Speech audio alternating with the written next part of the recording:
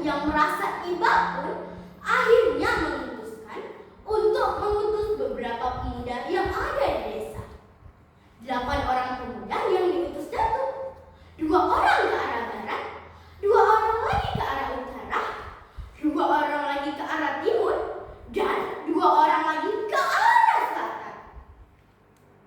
Keesokan harinya, mereka segera pergi ke arah-arah yang sudah ditentukan Datuk.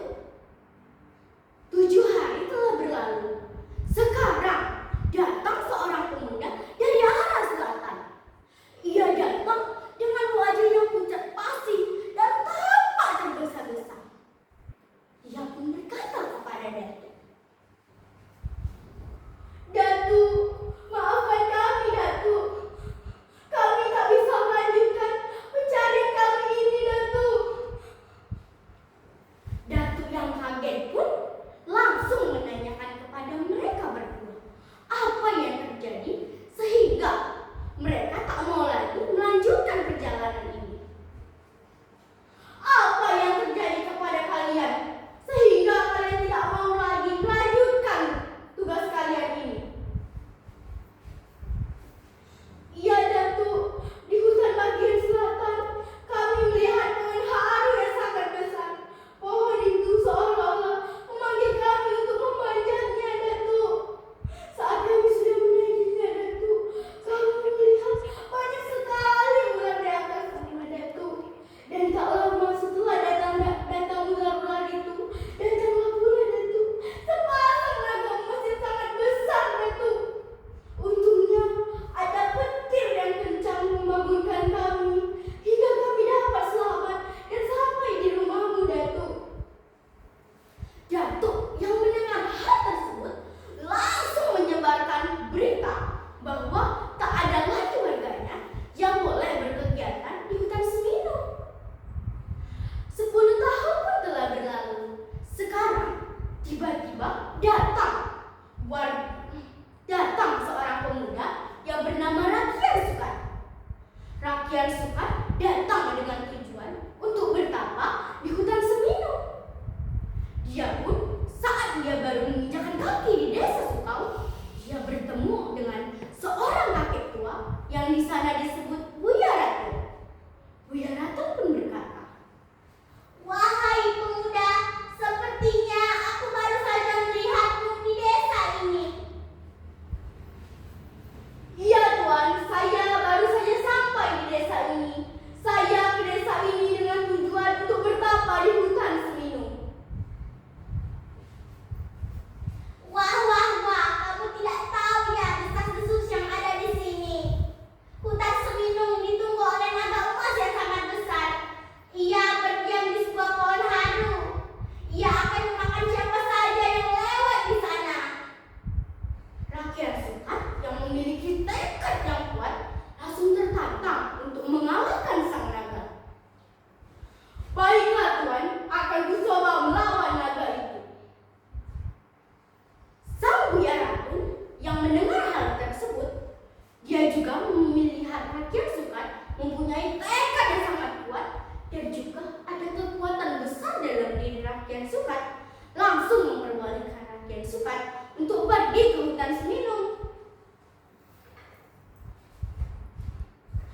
"Ini pemuda, aku titipkan kerisku untukmu. Jaga baik-baik jika kau dalam kesulitan." "Baiklah, Tuan, akan kuambil kerismu ini. Doakan aku supaya aku selamat."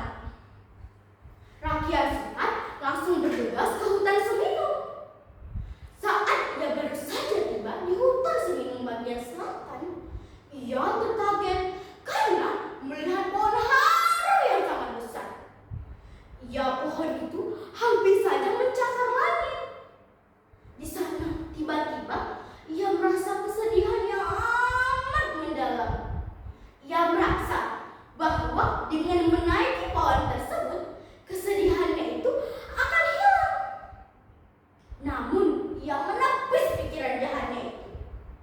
Dia teringat bahwa tujuannya ke desa Sukau untuk bertapa dan juga mengalahkan sang naga itu. Ia pun berkata, "Wahai naga emas, aku tak takut padamu. Keluarlah engkau."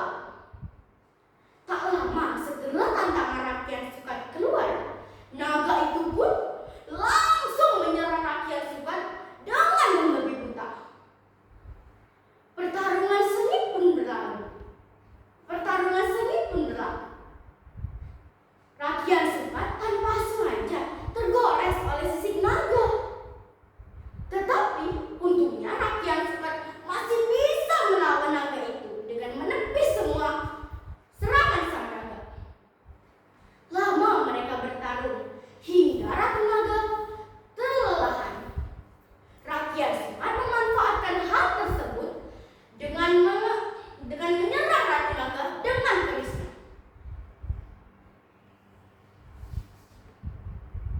menyerang Ratu Naga dengan kerisnya.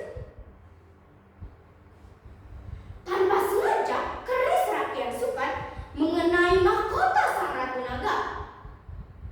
Bersamaan dengan jatuhnya mahkota Ratu Naga, tersungkur pula Ratu Naga itu dan menjelma menjadi sebuah keris yang sangat tajam. Rakyat Sukat segera mengambil keris tersebut dan menyimpannya. Raja Naga yang marah kepada rakyat Sukat karena ia telah membunuh ratunya dengan kejam, langsung menyerang rakyat Sukat dengan membabi buta. Tetapi ia teringat bahwa tak mungkin ia mengalahkan istrinya sendiri karena rakyat Sukat menggunakan keris Ratu Naga. Raja Naga pun berkata, "Wahai pemuda, hari ini kau telah mengalahkanku. Suatu saat akan kubalas kekalahanku ini." Rakyat Sukat yang merasa iba pun dan merasa bersalah membiarkan saja Raja Naga pergi dan melarikan diri. Raja Naga